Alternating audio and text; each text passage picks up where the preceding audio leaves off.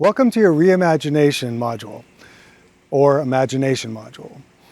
In Cal Newport's deep work, he talks about the importance of creating that space and time so that we can get deeply into our work.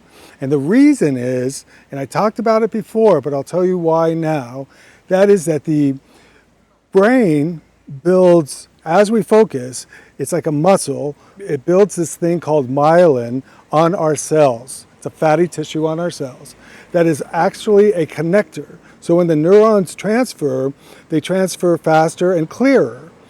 Now, as we work in a mode or in our specialty longer and longer over years, these go faster and faster and become clearer and clearer. So the more practice and exercise we get on those, the faster it goes and the more deeply we work and the greater our imagination. Now, a myth that we need to get rid of is the idea that quantity, lower quality work, and less quantity, higher quality work, wrong.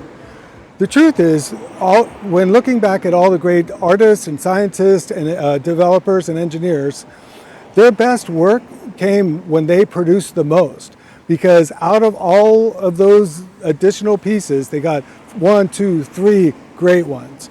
So don't limit yourself on the number. Produce as much as you can. The next thing I want to talk about is what Cal, and I cannot pronounce his name, it begins with a C, and I'll put that in the notes. He came up with flow. Now, two things about flow. Flow is what the happiest people in the world have, and this is how they get into happiness. And what that is, and this is why we created those blocks of time, creative time. When we get into flow, we forget everything in the world. Now remember, critical thinking, we talked about getting rid of all of our distractors. Distractors become less important when we're in flow because we block out the world, because we are engaged, we are excited about what we're doing, we are so into it, the world doesn't matter. It doesn't matter about anything else.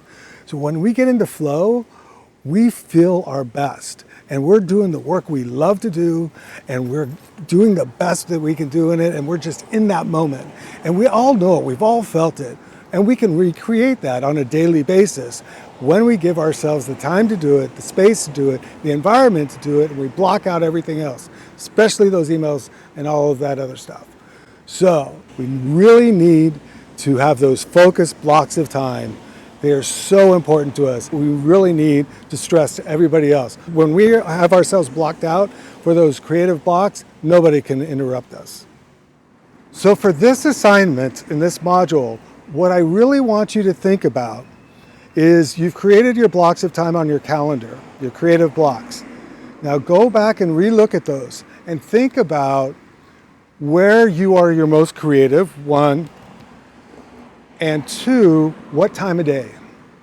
Because time of day and place are 2 of the most important aspects of creating that flow. Think about when you've gotten into flow, when you've gotten into that rhythm, when was it?